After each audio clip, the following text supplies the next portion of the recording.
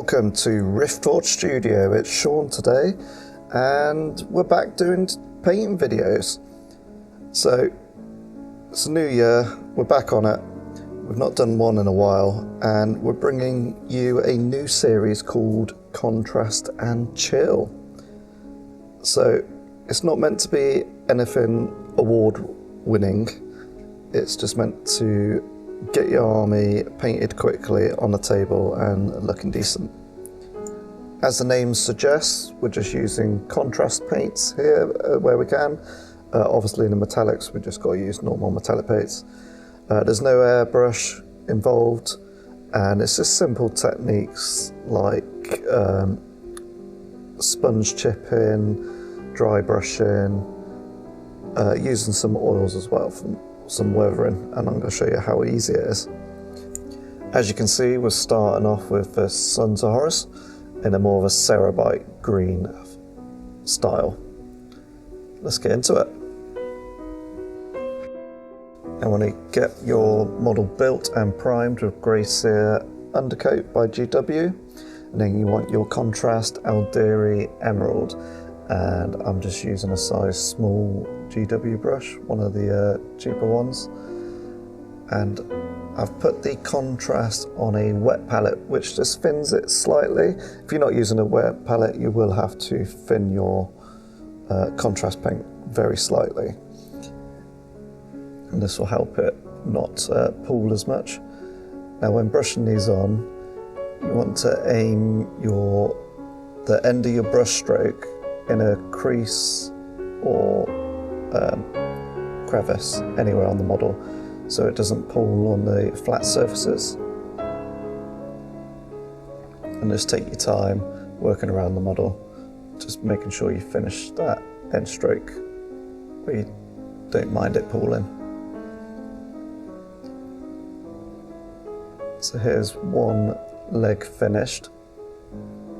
You just want to work through the model and get it all done. You'll see I'm avoiding places where I'm going to put other contrast paints and other paints on later on.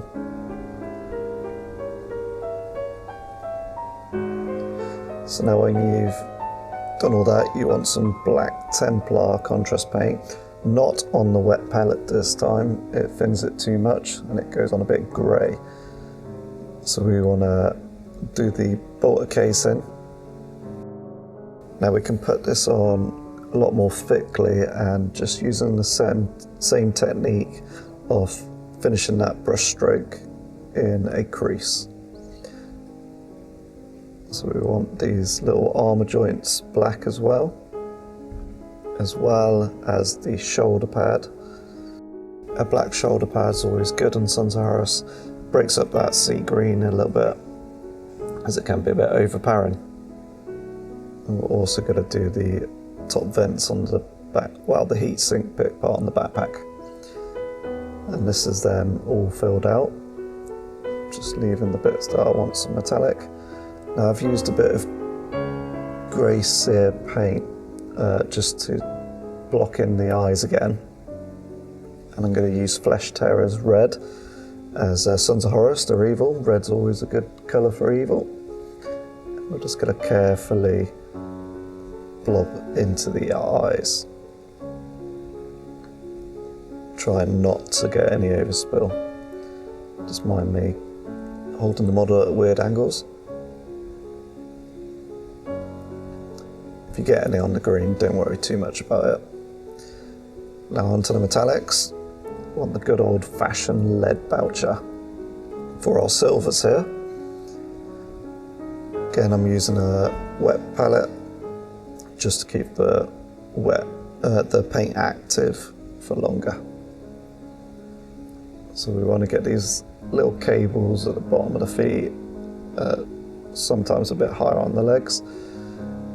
Any metal bits you want on the gun casings, like the magazine, the end of it, the strap on the chest, the little bits near the ears on the side of the helmet. Apologies for going off camera there, it's harder than it looks while filming. And the vents on the backpack as well. So that is all the silvers picked out.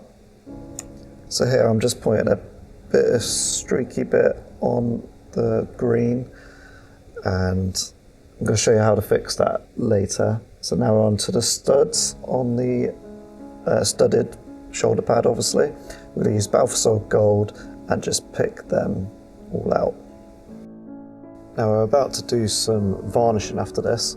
You just want good old-fashioned rattle cans, Halford's clear lacquer, Tamiya clears and matte, or use our link below to get some colour forge ones.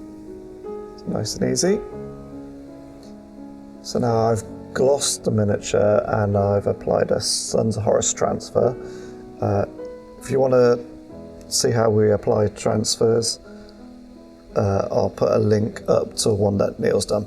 So now on to the oils, the fun stage. So we can see that we got 502 Bitamy.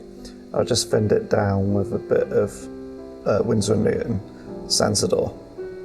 You literally just want to slap this on all over,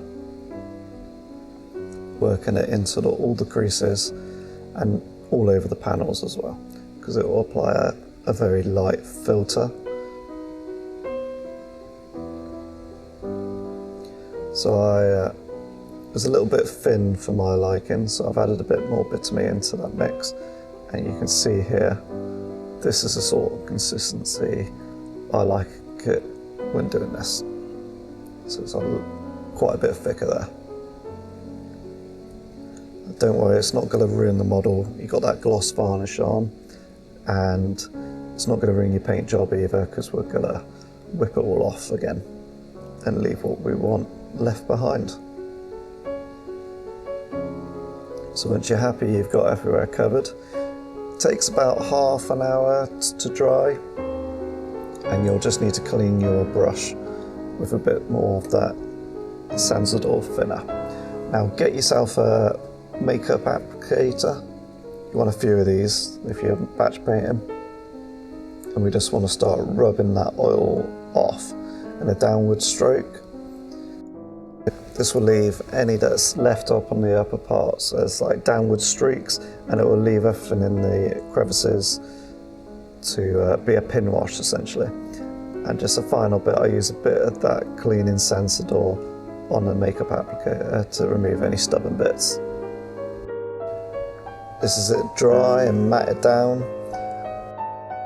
I'm now going to move on to some good old weathering. I'm going to start off with Rhinox hide. Get a little bit of sponge from old casing bits that you've ripped out wherever you can. Just a sponge from the shop will do.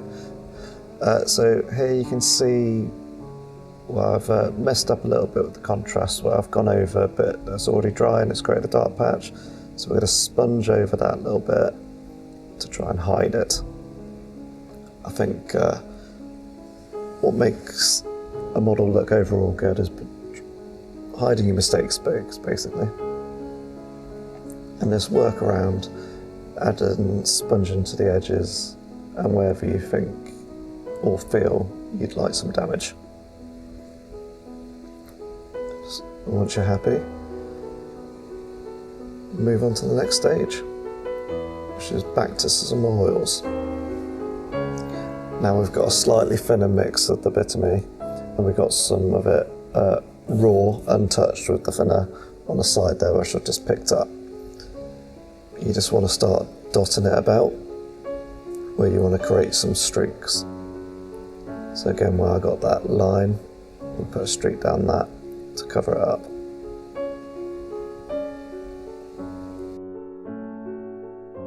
I do find this a very fun stage to do.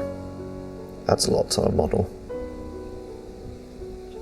So you just want to clean your brush and just wipe most of the Sansador off your brush, not completely dry though, and then you just want to flick the streaks down, or in whatever direction you want the streaks to go. You just got to be quite light on these, and I'll show you a good bit just coming up now. There's a good bit on camera, and that's the effect you'll be getting. So just continue around, making sure you get all the dots that you've put, otherwise they're dry as a little bit of a raised up part. Just chip in at the end. Now we want to use our thinned down bitumen, and this is where we're going to apply some filters and some extra pin wash into certain bits to really add that dirt feel. So the filters we're adding on where it's more heavily chipped, and where you put the matte varnish on, it will have a bit of a capillary action because it's quite a flat surface now. So I'll just sped this up as I go around, finishing everything. And this is the last stage. If you put too much on, just clean your brush, wipe it off, go again. I like to add a bit to the metallics as well. Again, just having a bit more dirt to him. Looks like he's been through the wars.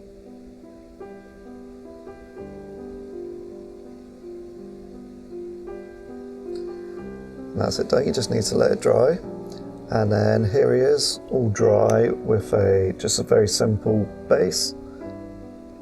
I think it's came out quite well for very minimum effort. You can see nothing was too complicated there. You see the streak on the knee there is completely hidden that mistake. I hope you found this useful. And here are my finished photos again. So this is a bit more of a cerebite green for the Sons of Horus, not the sort of sea grey versions. You get quite a few different takes on Sons of Horus green, but the contrast choices, you didn't get many, so I've had to go for this one.